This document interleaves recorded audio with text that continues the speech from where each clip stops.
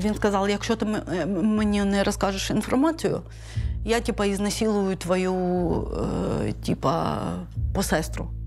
Я беру молоток, він мені дає презерватив. Він каже, ще раз питаю, сосати вмієш? Вона плаче і каже, ні. Я кажу, давайте я це зроблю. Не дивлячись на те, що ти жива, а зробити нічого не можеш. Це просто страшно.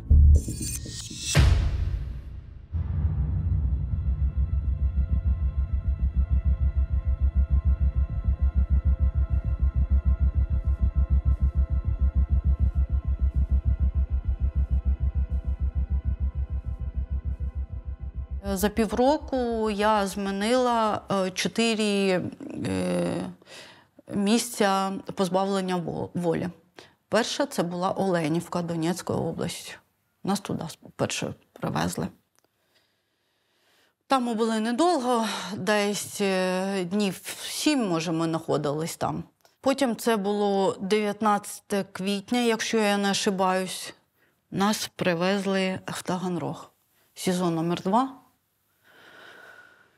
І тоді вже почалось пекло, можна сказати так. В один із днів приїхав, він був лейтенантом, він не прятав свого обличчя. Ми потім вже зрозуміли, що його привезли туди вибивати інформацію з нас і з інших військовополонених. І коли вперше він зайшов в камеру, той Літьоха, він взяв отак мене за волоси, вивели з камери, поставив до стінки, сказав, ноги на ширині плеч, руки отак вивертали аж. І каже мені, стоїть позаду мене, каже, що ти, крепкий орешек? І як йобнув так по ушам 2 руками. І в мене таке враження, що мозок, як як іграшка така дитяча, так пилім-пилім-пилім, і все. І я поняла, що мені буде трындець. У нас камера, ми в камері знаходились вдвох, я і моя посестра. Це дівчина, з якою я служила на той момент в одному батальйоні. Вона була зв'язківець, а я вже на той момент була вже в роті вогневої підтримки. І так трапилось, що нас вдвох в одну камеру посадили вони. І камера знаходилась напроти кабінету, де проводились оці допити, питки, все, що происходило там. Я ніколи не забуду його обличчя, і очі ці, і коли в людині немає життя. Він наче дивиться отак тобі в очі, наче жива людина, а в очах немає життя. Вони наче прозорі якісь. Він мені сказав, запам'ятай мене на все своє життя. Моя, клікуха, як позивної або прізвище, як тоді вже точно не згадаю, як він сказав, смерть. І він показав свої руки. От в мене є костяшки, а в нього на руках їх не було.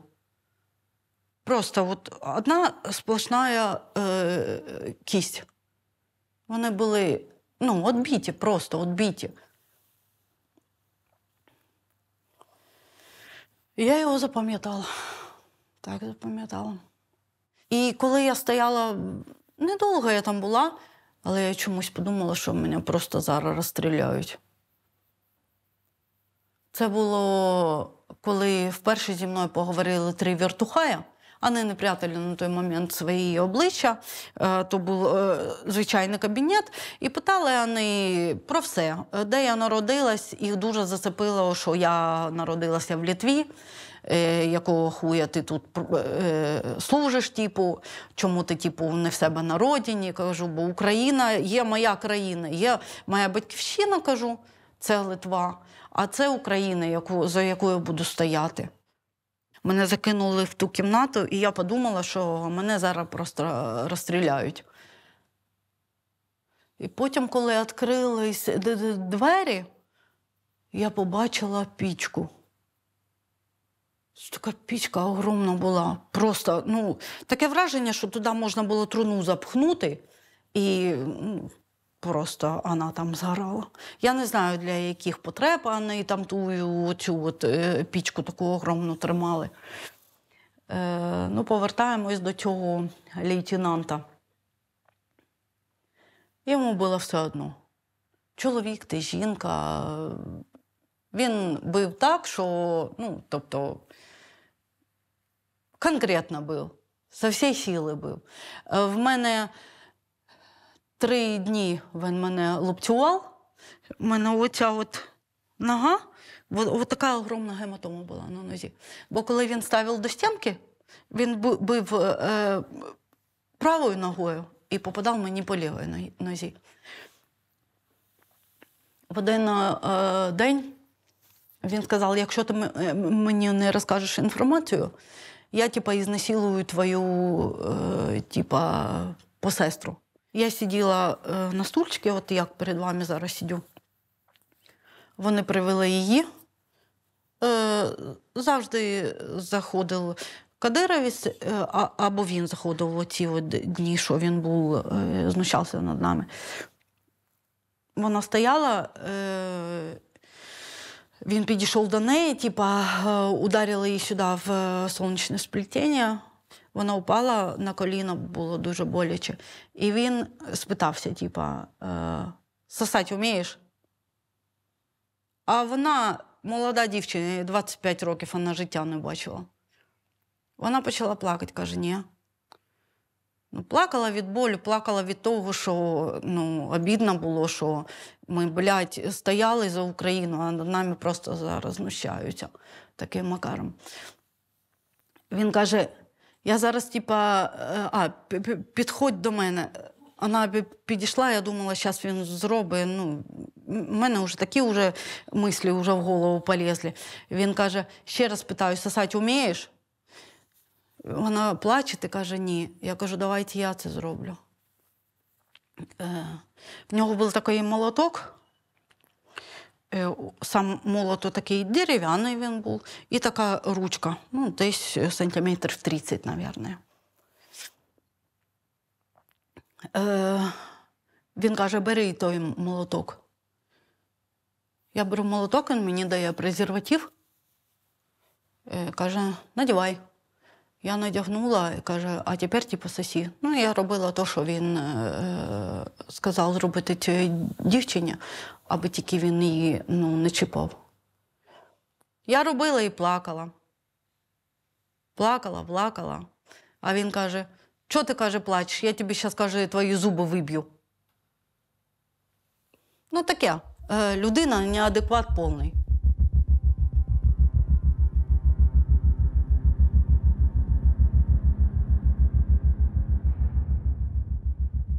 Був такий момент, що він мене поставив перед стінкою, а там щось там знаходилось, я не знаю, такого стенда чи що. І там якісь предмети були. Я не пам'ятаю, що це вже було.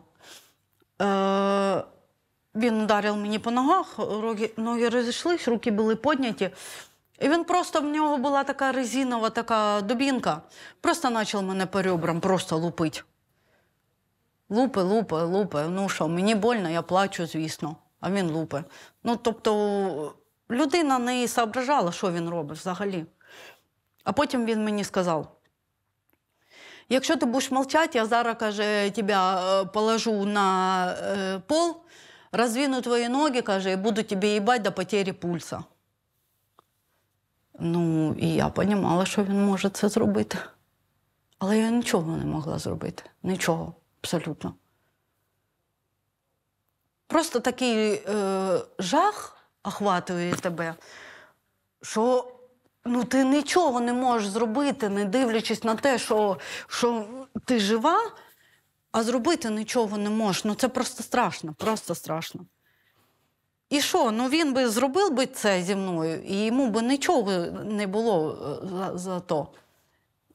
Але він не наважився цього зробити чомусь. Він мене ще полупцював, по ногам полупцював тоді.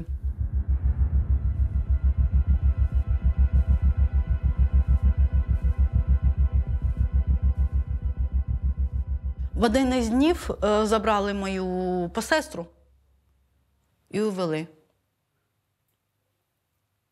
Я думала, що я більше її ніколи не побачу. А потім я чула крик. Я розуміла, що це вона плаче, кричить, просто кричить. Але це був не крик людини, не крик тварини. Я вам передати не можу, як кричала ця дівчина. Потім я чула подібний крик, але кричали хлопці. Ну, тобто, це не плач людини. Ні. Не можу навіть передати вам цього. Це страшно. І досі цей такий плач в мене в голові. Досі я його чую постійно. Потім, коли прийшла моя посестра, трошечки відійшла, я не настаювала ні на чому. І вона мені сказала, Інга, каже, вони завели мене в таку кімнату, каже, а там печка. Огромна печка, в яку можна отак от людину запхнути, і все, і людини більше немає. Спочатку, каже, він мене раз 40, мабуть, ударив по голові просто кулаком. А я вам можу казала, який в нього кулак був. Він такий невеликий такий був, але збітенький такий, така збітенька структура тіла. А потім, каже, вони були вдвох, він і кадировець. Один бере за одну руку і ногу, і другий бере за одну руку і ногу. І починають мене пхати в ту печку. І тоді я згадала цей крик, коли вона кричала на той момент. От на той момент, коли її запихувала в ту печку. Але на той момент вже ця печка горіла. Якщо я її бачила просто, не горящою. Я кажу, вони тебе, як, повністю запхнули? Каже, я навіть не пам'ятаю, як я кричала. Можливо, моє сознання відключилось на якийсь момент. Ні, я тільки, каже, почувствувала, що починає трошечки плавитися, трошечки як огонь до лиця підходить. А не запхнули її, слава Богу, повністю.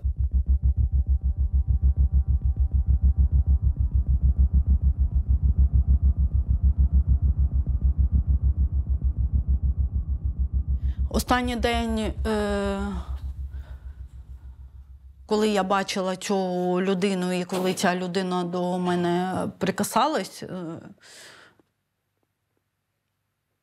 я пам'ятаю, він в очередной раз виволок мене за волоси, закинув в той кабінет, посадив на стул, курив і почав об мою руку тушити бички.